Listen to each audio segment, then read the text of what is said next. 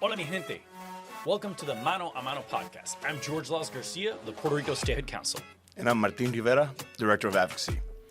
In today's episode, we want to go over the 2024 election and discuss how the results will shape the next 4 years in Puerto Rico and across the 50 states. Additionally, we're going to analyze how the results came about and what opportunities and challenges they present to our efforts to decolonize the island and achieve full democracy and equality through statehood. So, let's get started. All right, Martín, let's kick it off with some recent developments. It's been a big news moment for America and the world. Yes, the ground has shifted in Washington, D.C. We're 1 week out of the 2024 general election and the presidential election, where former President Trump won the election, defeating Vice President Kamala Harris with an electoral vote count of 312 to 226. Martín, that doesn't, to me, just sound like a victory. Trump just destroyed Kamala electorally. She received 48.1%, around 72 million votes, and he received 50.2%, which was 75 million votes, which is interesting in the vote counts when you see the shift from 2024 to 2020. Biden had won 2020 with 81 million compared to President Trump's 74 million. So it's interesting how in this election, Trump received a little bit more of the vote, and it seemed that on the Democratic side, that vote actually didn't come out for Vice President Harris. And then on the Electoral College count, he won how many of the swing states? He won all the swing states. I believe New Mexico State Democrat, Colorado, but when it comes to North Carolina, Wisconsin, Michigan, Pennsylvania was huge. Georgia. I thought Georgia was leaning more towards President-elect Trump. So I wasn't too surprised at that, but Pennsylvania was what I had my eye on. And I know that call came early in the morning, and basically you knew there was a giant shift, and that basically the walls were closing in on Vice President Harris, and then she had to win the rest of the blue wall, which unfortunately she was unable to do. Yeah. So that is definitely a monumental shift in America's political landscape. We saw voters come out for Trump across a whole bunch of categories that weren't expected. Latino men came out in significant numbers for President Trump in ways that no polling really had predicted ahead of time. And it just shows that there was a definite disjuncture between the messaging the Democrats put out on the campaign trail and what actually resonated the most with the voters. So it's a political realignment for America. Oh, of course. And there's some just to see something you mentioned on the President-elect Trump winning Latino men. There was definitely a shift between women supporting Harris, majority men supporting President-elect Trump, and then there was also an educational divide, but also younger voters shifted more towards Trump, which again, that young vote was always a reliable pillar for the Democrats, and that actually shifted towards Trump, which it shows the economy was one of the major issues as well in this election, and that uncertainty about where the economy is going obviously made the results what they are. Yeah, I think another big factor is that for better or for worse, Democrats have also kind of taken certain groups for granted as voters that would automatically vote for them. And the focus on social issues in some cases actually turned off some of those minority voters that were otherwise gettable voters if your message on economic bread and butter issues had just been significantly more solid. And I believe that what you just mentioned goes directly to the Latino vote that shifted more men for President-elect Trump, and I think that was a critical point in a decision, a critical point in their decision to cast their ballot for President-elect Trump. So in our last episode, we had the executive director, the president of the James Madison Institute, come in and talk to us about some of the analysis that his think tank had done with regards to Puerto Rican voters specifically. And one of the things he talked about is that Puerto Rican voters tend to also focus on many of the same, bread and butter issues that are of most importance to the greatest number of Americans. How did the Puerto Rican votes come out, particularly in Pennsylvania, which had so much focus, and also in Florida, which is the state that James Madison Institute and our interview there really focused on a lot? Well, one thing that we saw is that President-elect Trump did win the Latino vote overall in those regions, especially, again, amongst Latino men. Latino women, again, went for Vice President Kamala Harris. But those significant gains in those key populations, when it was kind of 50-50, the polls were saying before the election. So when it's at that, where there is that tension, basically anything could shift the election. And then that demographic that wasn't there, another pillar of the Democratic Party that didn't show up as strong as it had in previous elections and actually went for President-elect Trump, is what shifted the course of what the election results would be in Pennsylvania. Florida was reliably red, but one county that I saw turn red, which was reliably blue, is my home county. Because again, I was born in Puerto Rico but raised in Florida. It was Osceola County. Despite the congressional member who represents that district, who is Puerto Rican and is also a Democrat, he carried the district, but the Osceola County actually flipped red, which is surprising. And that was at the presidential level, yeah. At the presidential level, and that was with some of that Puerto Rican vote. So there was definitely even a little bit of crossover vote, and we saw that in several of the Senate races. We saw that in regards to Tammy Baldwin. We saw that with Ruben Gallego, that he outperformed Kamala Harris. Representative Locken, who's now going to be senator in Michigan.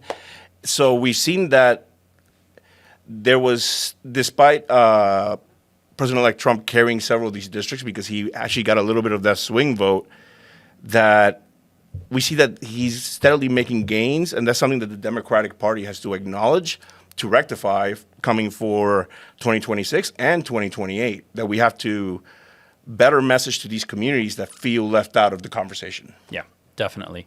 So let's turn our focus onto Congress. Let's start with the Senate. How are things looking there? So there is going to be a flip in the Senate. Currently, it's expected to be 53 seats for the Republicans, 45 for the Democrats, with 2 independents that caucus with the Democrats. That will be Angus King and Senator Bernie Sanders. So that would, but right now there's still contested election in Pennsylvania. Right now, it seems that Senator-elect McCormick, because the AP has called it, has won, but current Senator Bob Casey is contesting him because he wants all the mail-in ballots and overseas ballots before he does. So even if that race stays with in favor of Senator Casey, Republicans will still take the chamber with 52 votes. So, what's fascinating to me about this is that the last several election cycles, the Senate has been controlled by just, 1 or 2 votes. And here we are again with a result where the margin in the Senate is razor thin. As we know, there's a lot of older people in the Senate. So if anyone has a health issue or anything happens, every single vote, literally every single vote counts. But the reality is if you have the majority, then you control the agenda, you control, who are the committee chairs, and you control what gets, voted on and what doesn't. Mm-hmm. So that's a huge, huge shift. And then what about the impact in terms of inside of the institution itself? We know that this election not only marks the end of Democrats having control during this past session, but it also marks a change in leadership. Can you talk to us a little bit about what's happening on the Republican side? So something happening actually today is the vote for Senate leadership. It's been 18 years that there hasn't been a change in leadership. That meaning that Among Senate Republicans. Yeah, Majority Leader Mitch McConnell has been in leadership for 18 years. And today, since he already announced he's still serving his term as just senator, but he's passing the torch, and there's an election right now, not open to the public. It's going to be basically between Senator John Cornyn, Senator John Thune, and the underdog, but surprisingly getting a lot of support, Senator Rick Scott of Florida.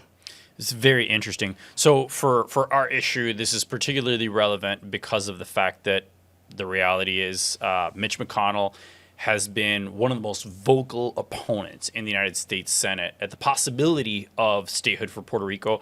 And interestingly enough, it's not been mostly about Puerto Rico, but his perception that Democrats are trying to grab power by making Puerto Rico and D.C. states, which would automatically bring in Democrat senators, right?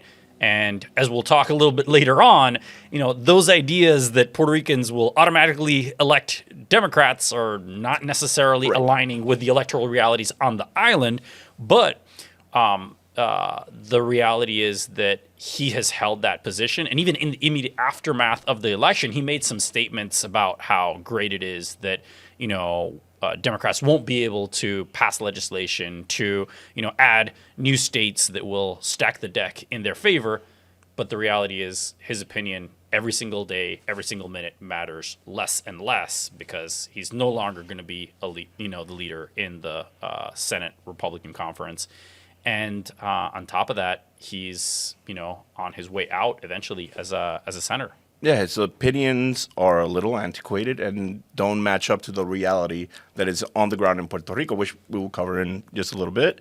But before we do, I want to cover the U.S. House race, which is still uncalled. There are still several House seats that are to be called for in California and out west, but currently it does seem like as if Republicans will hold on to the chamber. Currently, there are 216 seats for Republicans and 207 seats for Democrats. And again, the goal is who reaches 218 first.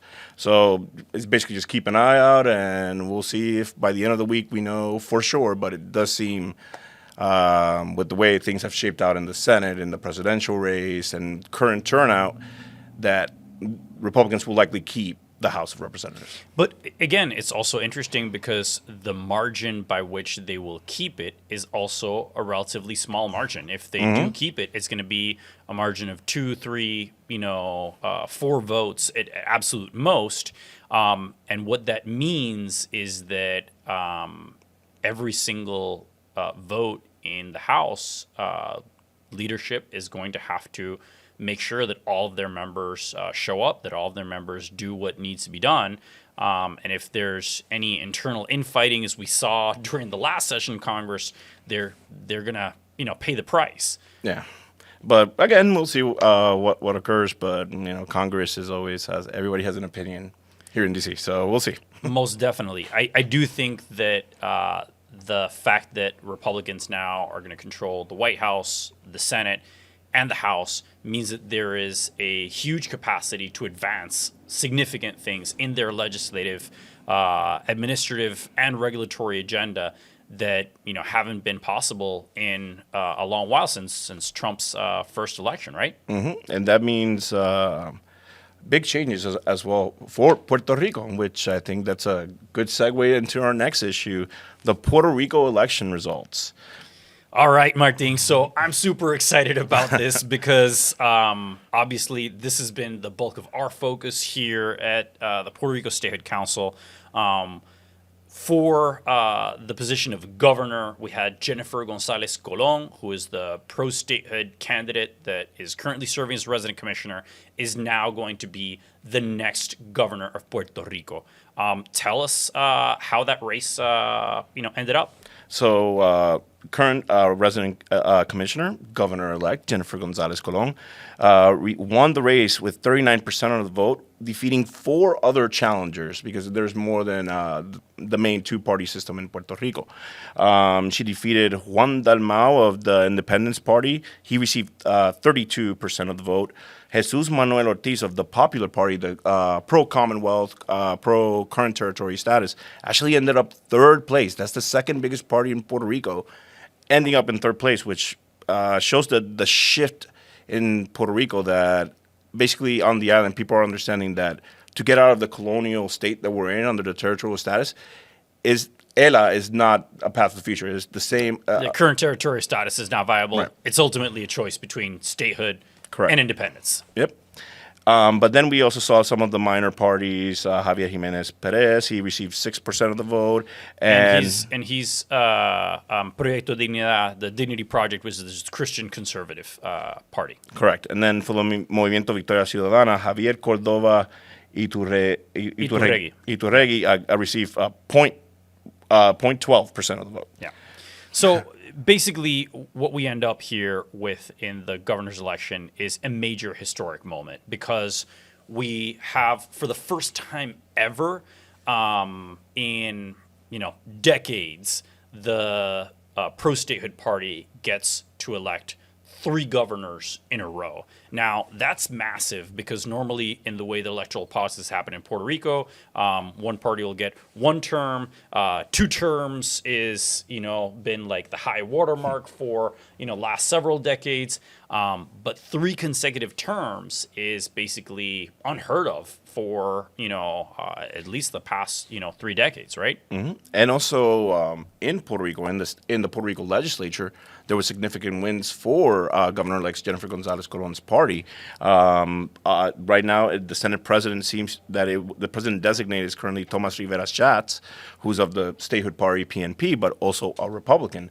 Also, as House Speaker designate, Johnny Mendez is of the statehood party and also a Republican, which, when you were talking a little bit about Mitch McConnell and the mistaken belief that Puerto Rico will be automatically Democrat, this counters that train of thought with the reality of the situation on the island. Where we, in Puerto Rico, elected a Republican governor, a Republican leader in the Senate, and a Republican leader in the House. Right. What happened with the resident commissioner's office? So for the resident commissioner's office, that was one of the only races that didn't go for the statehood party. It was a close contested election, but Pablo José Hernández Rivera of the Popular Party, or the pro current territory status party, won the resident commissioner's race with 44% of the vote. William Villafañe, who was of the statehood party, got 35% of the vote. And this is one thing that I found interesting. For the Movimiento Victoria Ciudadana, which was that alliance, they got third place, but with only 9% of the vote. Okay. Then Viviana Ramirez Morales got 5%, while Roberto Carlos Velázquez Correa of the PIP party, because it's interesting. I want to go a little bit in regards to the Alianza and how they kind of, even though they were saying we're in it together, they competed against each other in the general election. Well, one of the things that I find fascinating about the way that the results mapped out on the resident commissioner's race is that the pro-statehood party has held the resident commissioner's position since, I think, 2006, I believe. So that's 2004, actually. Yeah. So that's huge, because this is the first time you will have a Popular Democratic Party candidate holding that seat, and he's holding that seat in a moment where in Congress support for keeping the current territory status, or some kind of enhanced Commonwealth that they've called for before, is basically non-existent. In the actual election campaign, Nidia Velázquez, who had been a longtime ally of that party, basically campaigned against the Popular Democratic Party. And she stated specifically that her reason why she wasn't supporting that party is because she couldn't support ELA, El Estado Libre Asociado, the current status, because it was colonial, and we need to seek options outside of the territory status. Yeah. So that's going to be a very interesting result, and it's going to present significant challenges for the statehood movement, as well as an opportunity, because the reality is that although the alliance between the Puerto Rico Independence Party and the Movimiento Victoria Ciudadana, they ended up successfully increasing the support for the Puerto Rico Independence Party candidate. So he ended up being in second place.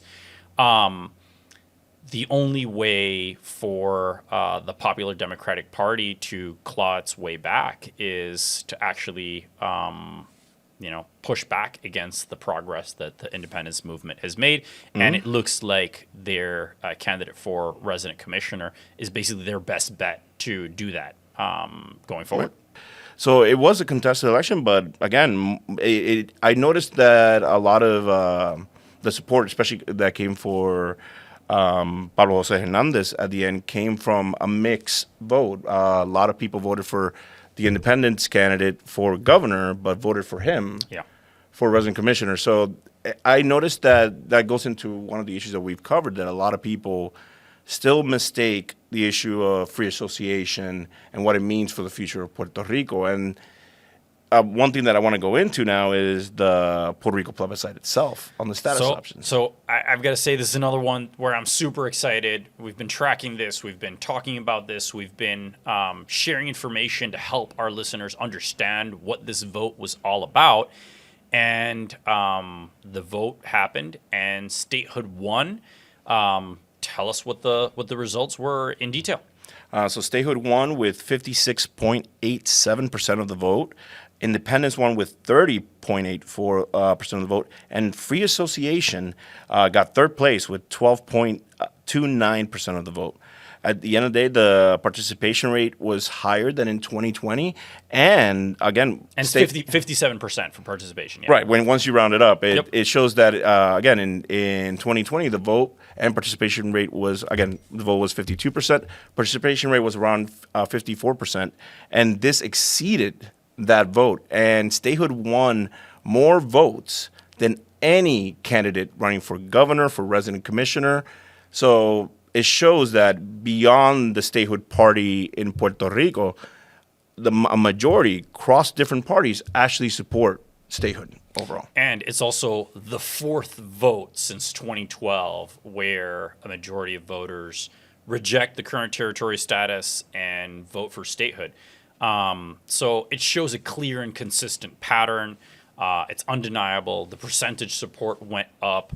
And I think that, it speaks to the fact that this is the only non-territory option that really has the capacity to gain majority support on the island.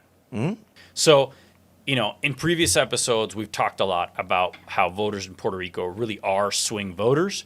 And I think no portion of the ballot really showcased that more than with this symbolic ballot for president. This is the first time in Puerto Rico's 126 years under the U.S. flag where residents on the island had the opportunity to vote for U.S. president, even though they obviously knew that their votes wouldn't be counted as part of the electoral college because that's only allowed for states and for D.C. because of the constitutional amendment that was passed for D.C. So they knew it was symbolic.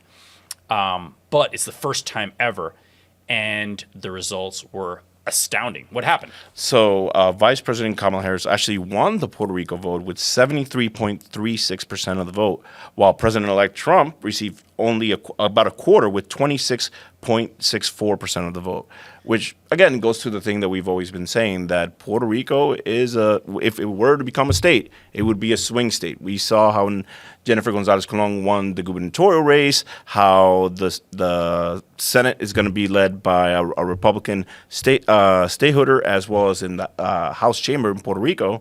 But on the presidential level, it went towards Vice President Kamala Harris. So it goes to the thing that we've been saying time and time again, that Puerto Rican voters are gettable voters for either party. You just have to show an interest and attend to their needs, and they're a gettable vote. Yeah, and I think that we can say that the results from that symbolic ballot are also results that don't show a full level of participation in the federal electoral process. At no point did either of the presidential candidates come to Puerto Rico. Neither of the presidential campaigns really dedicated significant resources to campaigning on the island. So a lot of the narrative was really driven by the local media, which has its own personal agendas and biases and preferences that they put forward.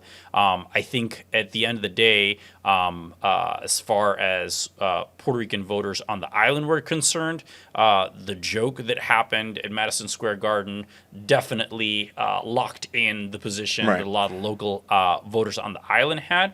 But interestingly enough, if we look at Puerto Rican voters stateside, that didn't look like it had that big of an impact, particularly in places like Pennsylvania, where a lot of Puerto Ricans basically dismissed the joke as a joke and instead focused on their perception that Trump was offering a better economic agenda for them. Yeah, I do believe that the joke at the end of the day had an impact, but it had more of an impact on the island than it did stateside. And you can see that kind of by polling. There was polling right before the election from Nuevo Dia, which kind of showed similar results that occurred on election day. But when it came to the presidential vote, you see that before the joke, the difference wasn't that big, and then obviously after the joke, there was more of a shift. So interesting how things play out in these elections, and it does present this fascinating scenario where now, as the current Congress wraps up and goes into its lame duck and prepares for transition into the 119th Congress that starts in January, Puerto Rico will be presenting its new Republican governor and Republican-led House and Senate, a resident commissioner who's going to be a member of the House that is going to caucus with the Democrats and essentially be in the minority. And then we're going to be presenting these results in favor of statehood for the plebiscite. So how does the lame duck and the 119th Congress starting January look like? So members are coming back this week. Just basically their orientation for those whose races have been called already. Like you mentioned, it's going to be interesting when it comes to like politics on the federal level, but also when it comes to Puerto Rico and the status issue. Big question will be, since the resident commissioner will likely try to push a version of Estado Libre Asociado, or push to stay as a territory.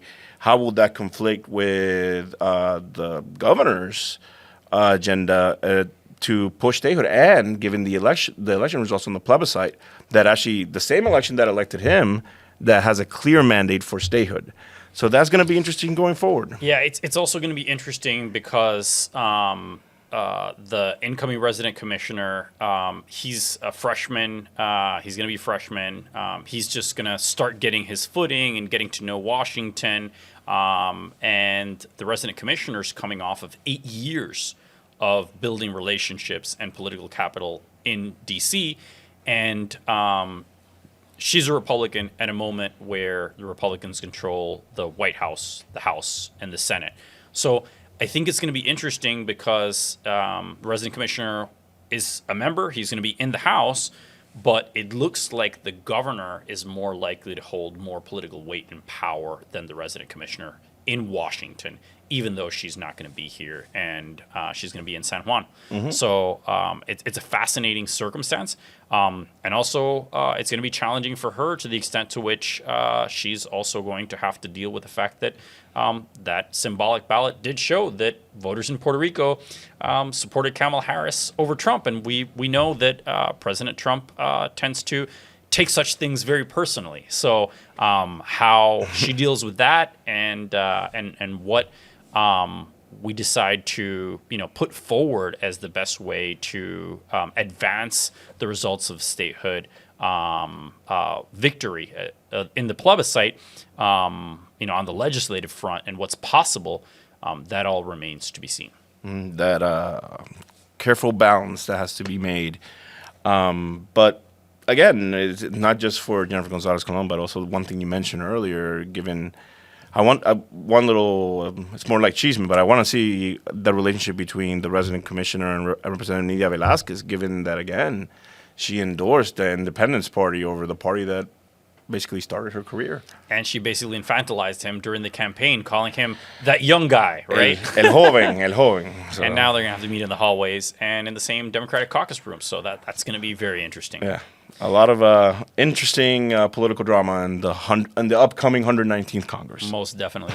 So we're right now also looking at the last things that happened during the last few days of the election, and something really surprising took place, which is the Puerto Rico Status Act actually had a couple of members added to it as co-sponsors. Who are they, and why did that happen? Yes, we had Representative Josh Gottheimer, a Democrat from New Jersey, and Representative Corey Mills of Florida. So bipartisan support, always good. They sponsored the bill. So now in the House side, so that has a total of 100 co-sponsors in the House in support of the Puerto Rico Status Act. Whether, again, there are members who support independence or free association, as well, we support statehood and members who support statehood. It just shows that growing support that regardless of the election results on the federal level, the results on the island and the support for a pro-statehood candidate demanding for change is actually having an impact here on the federal level. And again, showing that there is still ongoing bipartisan support shows that this is a bipartisan issue and an issue that hopefully gets resolved in the foreseeable future, if not in the next Congress.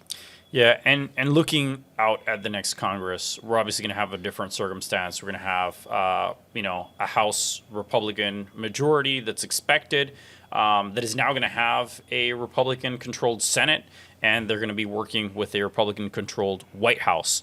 So clearly, they're going to have different policy priorities than what we've seen from the Biden administration, the Democrat-controlled Senate. And there's going to be different opportunities and challenges there. What do you think are some of the biggest opportunities that we could face on this issue and some of the biggest challenges? So one thing that we can do, even before we start next Congress, we have to see whether the current Senate, which has mentioned that they had a hearing scheduled for this summer on the Puerto Rico Status Act, whether they're still going to have one in the lame duck, especially given the election results of the plebiscite. So that's something to keep an eye out. But looking for towards next Congress, when more likely than not it will be a Republican House, Republican Senate, and a Republican White House. One thing that I think we can advance is clarifying some of those misconceptions about Puerto Rico, but also clarifying some of the language in the Status Act in regards to citizenship. Clarifying, because obviously we saw on this plebiscite there was still some confusion that free association is a form of independence. It's not el Estado Libre Asociado.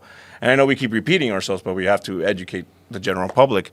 So I feel a lot of those things can be resolved either through or addressed in a hearing this Congress or next Congress, or through the amendment process next Congress if the bill is reintroduced, or if one of our champions decides to propose an alternative proposal that offers a binding offer to statehood to the island. Yeah, I think those are all interesting possibilities. I definitely think that the vote for independence, being 30%, which is kind of it's a historic high for independence support. And with free association coming in at 12%, there's really an opportunity to craft legislation at the federal level that's more honest with voters and lets voters, particularly in the free association side, know that if they're choosing free association, the reality of what they're choosing is independence. And that way there's 100% guarantee that when voters are choosing free association, that they have informed consent. And it also presents the best possibility for those who support free association or independence to basically combine their support and then put it up head to head against statehood. And if that were to happen, my bet, statehood would still win. Right, just as it has in the last 4 plebiscites. There you go. All right. So I think that's pretty much it. We want to thank our audience for listening to us and being part of this conversation. Please follow us on social media, hit like, share this podcast with your family and friends, and we'll come back next month and wrap this season up. Thank you so much for being a part of this journey with us. We are the Mano a Mano podcast.